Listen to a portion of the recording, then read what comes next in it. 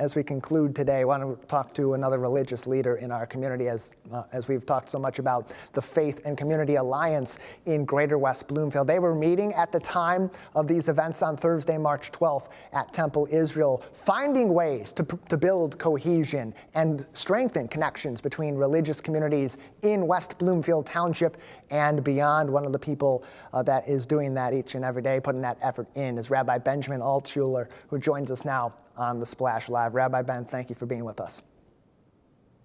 Yes, thank you for having me, Tyler.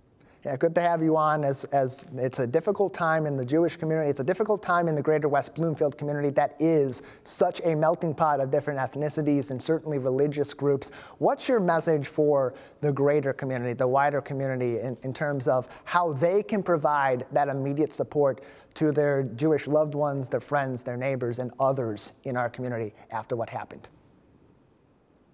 It would be paramount to keep open lines of communication and show public support for all of our neighbors. An attack on any one house of worship is not just an attack on the Jewish community. It is an attack on the sanctity of peace in our region, of voices of calm, of our ability to have a united front. So anything we can do to avoid becoming bystanders.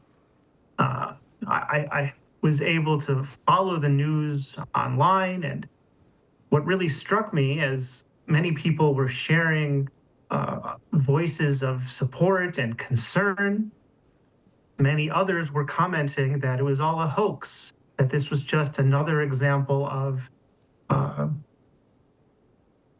antipathy coming around the war in the Middle East. And I cannot comment on the politics that motivated this attack, but I do know that we are one state, we are one community, and we're looking for ways to remain connected. We're looking to build bridges, not tear them down, and certainly not create further displacement between the diversity that really makes our community beautiful.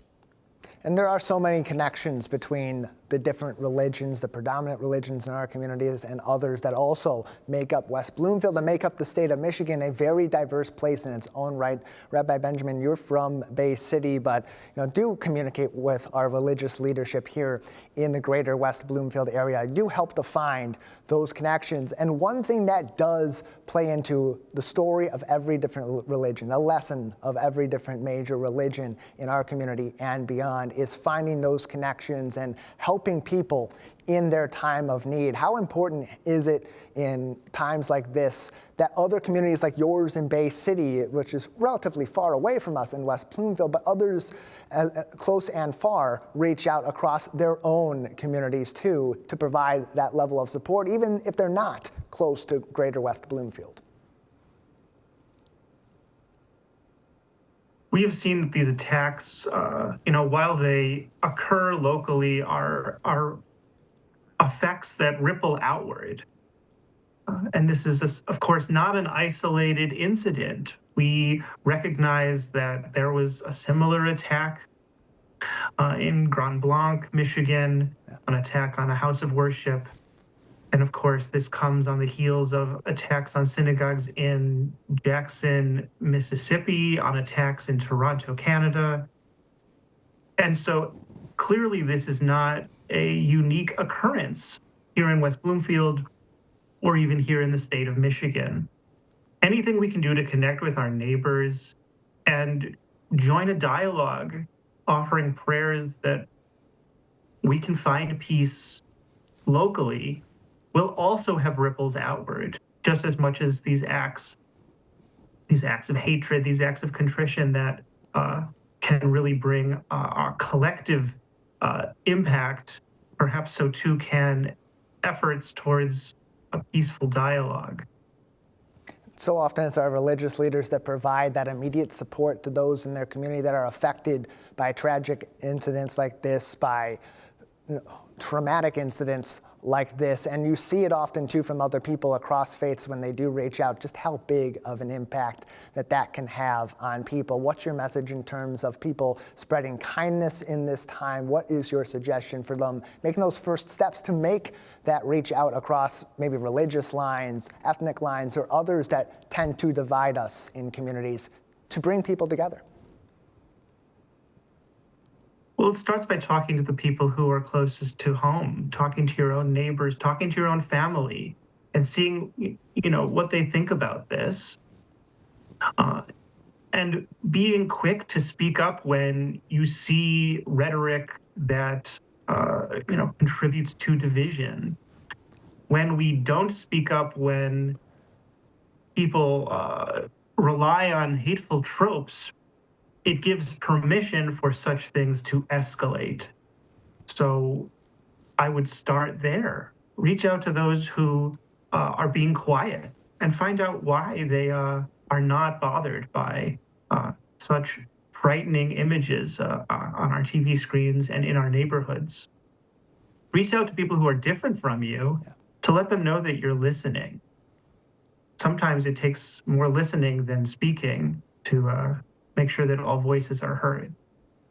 And Rabbi, we see so often times like this also, especially when a religious institution is attacked, that there is so much jarring across different ethnic groups, across religious groups. There's so much hate speech that comes out, not only toward the community that was under attack, but from people across other communities that may be allegedly related, and so on and so forth. And that really is another extension of the trauma and the tragedy that comes from an attack like this. What is your lasting message for people, as hate tends to initially prevail in these, but to make love ultimately be what prevails in the wake of what happened at Temple Israel? Central to my religion is the idea of loving your neighbor, finding ways of treating others in a way that is not hateful, but it rather finding opportunities to pursue justice. These are things we can do every day in small ways. It does not take grand gestures to impact the world. It takes one step and an open hand to make sure that everyone feels welcome, secure, and in a place where they can express their identity freely. I hope that as we approach the Sabbath, Shabbat, which begins this evening for the Jewish people around the world, that we will find friends and neighbors willing to offer those prayers with us, and that people everywhere will find this is one more act of hate in the world that is too many. And when we can all agree that,